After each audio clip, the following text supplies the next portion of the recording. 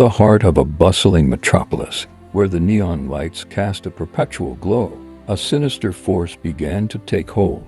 The demons of lust and nightmare, once confined to the darkest corners of the underworld, had found a way to infiltrate the realm of men, weaving their insidious influence into the very fabric of society.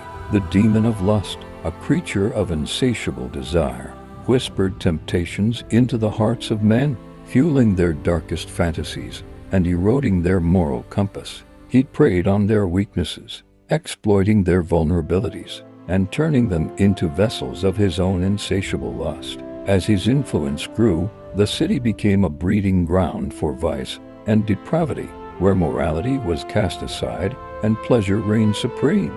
The demon of nightmare, a creature of pure terror, crept into the minds of men, filling their dreams with horrifying visions and their waking hours with paralyzing fear. He twisted their perceptions, blurring the lines between reality and illusion, and leaving them adrift in a sea of paranoia and despair. As his influence spread, the city became a living nightmare, where the once vibrant streets were now haunted by the specters of men's deepest fears. The two demons, their powers intertwined, unleashed a wave of chaos and destruction upon the city. Lust and nightmare fed off each other's influence, their combined power growing exponentially. The city's inhabitants, once filled with hope and ambition, were now consumed by their own desires and fears, their souls twisted and corrupted by the demon's insidious touch. As the grip of the demons tightened, the city descended into a state of utter despair.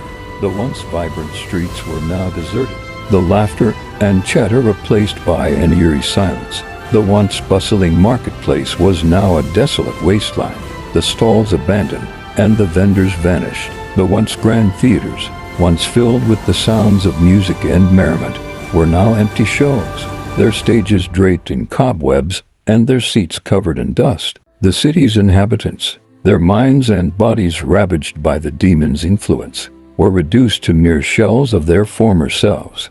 They wandered the streets like zombies, their eyes glazed over and their spirits broken. They were no longer capable of joy or sorrow, love or hate, hope or despair. They were merely empty vessels, devoid of any semblance of humanity. As the city's descent into darkness deepened, a group of brave souls emerged, determined to break the demon's hold and restore the city to its former glory. They were a ragtag band of heroes, each with their own unique strengths and weaknesses, but united by a common purpose. They were the last hope for the city, the final line of defense against the encroaching darkness.